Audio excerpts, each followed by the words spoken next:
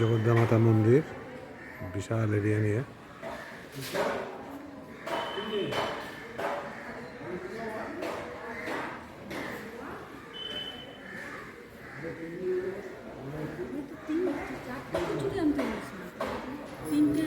আবার ভাজতে সময় লাগবে বলে নিয়ে এসছি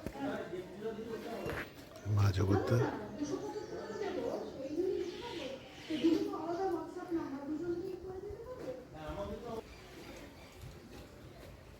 জগদ্দা মাতা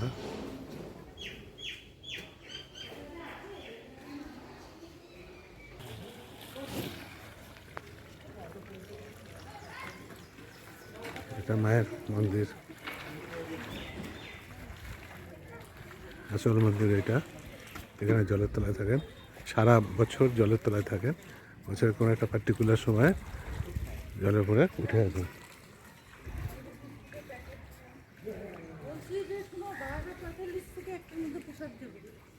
তুমি ওখানে যাবে না?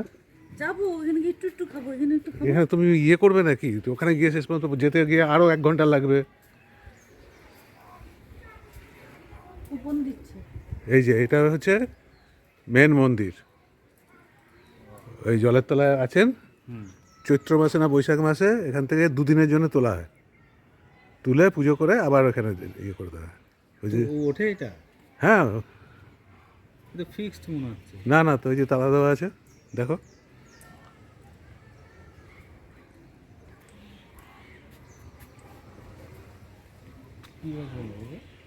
হ্যাঁ, না না, মন্দির উঠবে কেন? ওই দরজাটা খুলে ওখান থেকে মাকে বার করা হয়। ও আচ্ছা, এটা জগদ্দা মায়ের মন্দির, সারা বছর জলের তলায় থাকে।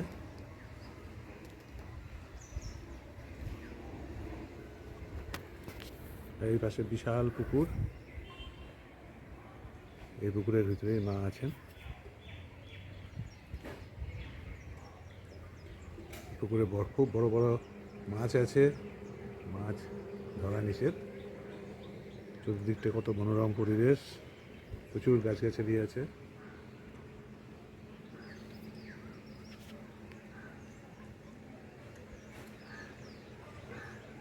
এই হচ্ছে মন্দির।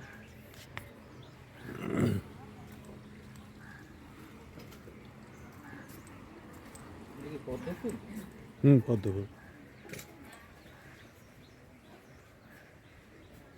তুমি যদি খেতে চাও, না, নিয়ে নিতে হবে না। প্রথম আলাপে বুঝে গেছি। তোমার আগে কি বুঝে গেছে?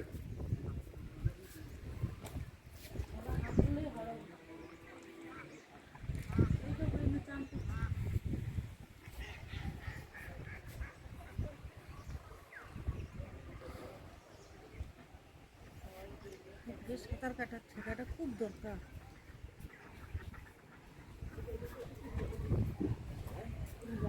এটাও তো গঙ্গা না। না না,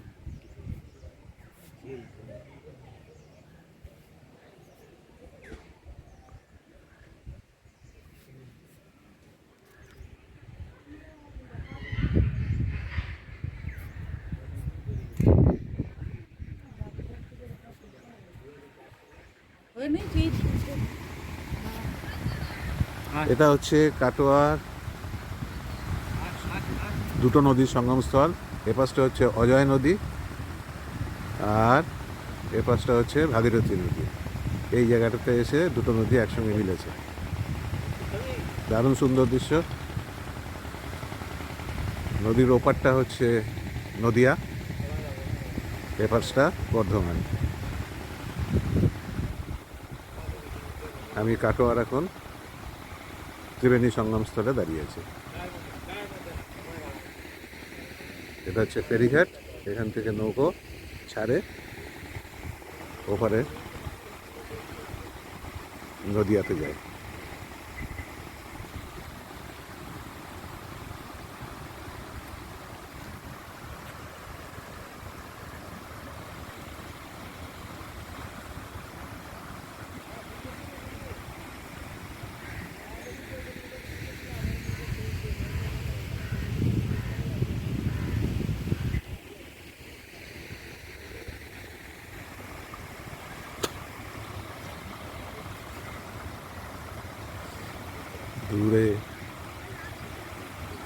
পরিষ্কার বোঝা যাচ্ছে। এটা হচ্ছে ভাগীরথী আর এটা হচ্ছে অজয়।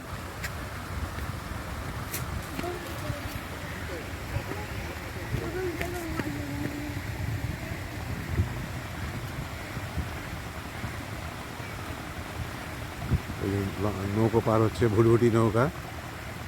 বড় বড় নৌকাতে মোটর লাগানো আছে, সাইকেল বাইক সব পারাপার হচ্ছে।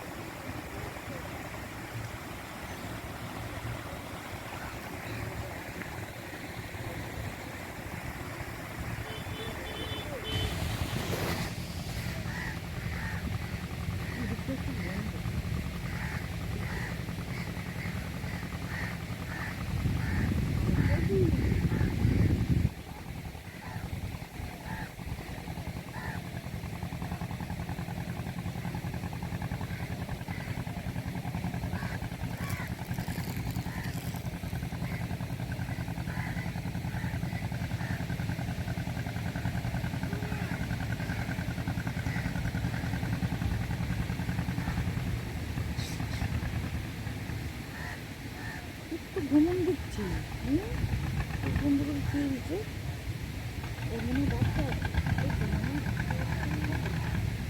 দিদি, দিদি,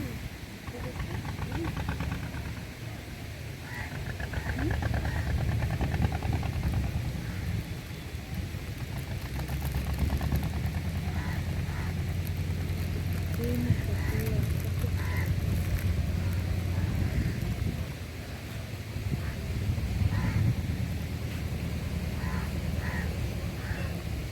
তো খেলো না? বাবা ওর ভ্রমণ দিচ্ছে।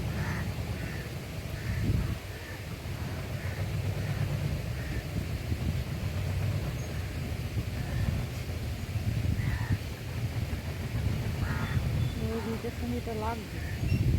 কি সুন্দর পাট পড়ছে, বুঝেছো? ঘোরালো কি সুন্দর। এটা কি বলে নাকি মানুষ নাকি না, এই যে একটু করে করে উঠছে দেখা যাচ্ছে, খেয়াল করো এই যে দেখি মাছ ফাছ হবে। আনলো দেখি